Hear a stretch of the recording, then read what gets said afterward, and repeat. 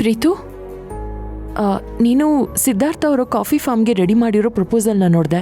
It's very promising and ಅದು ನಮ್ಮ ಕೊಲಾಬ್ರೇಷನ್ಗೆ ತುಂಬ ಹೆಲ್ಪ್ ಆಗುತ್ತೆ. ಥ್ಯಾಂಕ್ಸ್.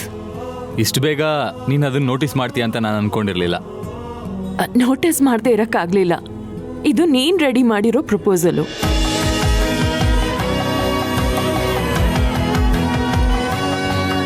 ಈ ಪ್ರಪೋಸಲ್ ವರ್ಕ್ ಆದರೆ ಖಂಡಿತವಾಗ್ಲೂ ಬೆಳೆಗಾರರಿಗೆ ನೇರವಾಗಿ ಎಕ್ಸ್ಪೋರ್ಟ್ ಮಾಡೋಕ್ಕೆ ನಾವೇ ಒಂದು ಪ್ಲಾಟ್ಫಾರ್ಮ್ನ ಕ್ರಿಯೇಟ್ ಮಾಡ್ದಂಗಾಗುತ್ತೆ. ಒಳ್ಳೆ ಐಡಿಯಾ ಪ್ರೀತು.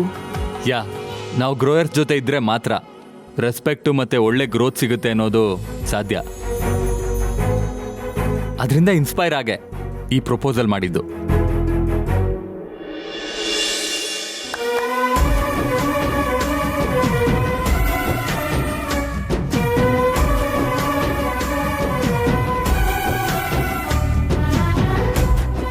ಇದರಲ್ಲಿ ರೈತರ ಪ್ರೊಡ್ಯೂಸ್ ವ್ಯಾಲ್ಯೂನ ಆಡೆಡ್ ಪ್ರಾಡಕ್ಟ್ ಆಗಿ ಮಾಡೋದಕ್ಕೆ ಸಣ್ಣ ಕೈಗಾರಿಕಾ ಅವಶ್ಯಕತೆ ಇದೆ.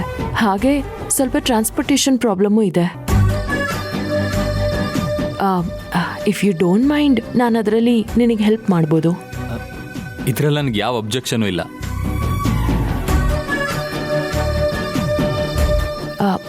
ಹಾಗಾದರೆ ಸರಿ ಸರ್, ನಾನು ನಿಮ್ಮ ಸಪ್ಲೈಯರ್ಸ್ ಚೈನ್ ಟೀಮ್ ಜೊತೆ ಟಚಲ್ಲಿರ್ತೀನಿ. ಹಾಗೆ ಇನಿಷಿಯಲ್ ಫಂಡ್ಗೋಸ್ಕರ ಬ್ಯಾಂಕ್ ಅವ್ರ ಜೊತೆ ಖುದ್ದಾಗಿ ನಾನೇ ಮಾತಾಡ್ತೀನಿ. ಅಲ್ಲ, ಐಡಿಯಾ ನಂದು ಅಂತ ನೀವು ನಿಮ್ಮ ಜವಾಬ್ದಾರಿ ಮೀರಿ ರಿಸ್ಕ್ ತಗೊಳ್ಳೋ ಅವಶ್ಯಕತೆ ಇಲ್ಲ. ಇಲ್ಲ, ನಾನು ರಿಸ್ಕ್ ತಗೋತೀನಿ. ಯಾಕಂದ್ರೆ ಈ ಪ್ರಾಜೆಕ್ಟ್ಗೆ ಅದರ ಅರ್ಹತೆ ಅವಶ್ಯಕತೆ ಎಲ್ಲ ಇದೆ. ಹಾಗೆ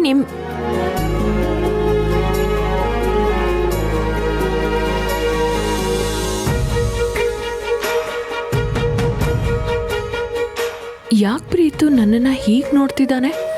ನಾನು ಅವನ ಮೇಲೆ ಜಾಸ್ತಿ ಕೇರ್ ತೋರಿಸ್ತಿದ್ದೀನಿ ಅಂತ ಅವನಿಗನ್ನಿಸ್ತಿದ್ಯಾ? ಅಥವಾ ನಾನೇ ಏನಾದರೂ ಬಾಯ್ಬಿಟ್ಟು ಹೇಳಲಿ ಅಂತ ಕಾಯ್ತಿದ್ದಾನಾ? Thanks Kaveri, it means a lot. ನಿನ್ನ ಮಾತು ಕೇಳಿ ತುಂಬ ಖುಷಿ ಆಯಿತು. ನಿಮ್ಮ ಪಾಯಿಂಟ್ಸ್ನೆಲ್ಲ ನಾನು ನೋಟ್ ಮಾಡ್ಕೊಂಡಿದ್ದೀನಿ. ಬೈ ಈವ್ನಿಂಗ್ ಎಲ್ಲ ರೆಡಿ ಮಾಡ್ತೀನಿ. ಅದನ್ನ ನಿಮಗೆ ಸೆಂಡ್ ಮಾಡ್ತೀನಿ. ಅದರಲ್ಲಿ ಏನಾದರೂ ಕರೆಕ್ಷನ್ಸ್ ಇದ್ರೆ ರೆಕ್ಟಿಫೈ ಮಾಡೋಣ.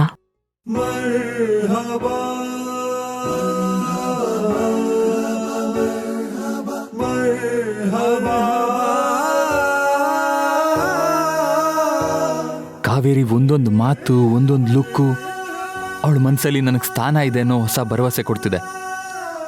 ಕರೆಕ್ಷನ್ಸ್ ನನ್ನ ಕಡೆಯಿಂದ ಯಾವತ್ತೂ ರೆಕ್ಟಿಫೈ ಆಗಿದೆ. ಉಳಿದಿರೋದು ಕೊಲಾಬೊರೇಷನ್. ಏನಾಗುತ್ತೋ ನೋಡೋಣ.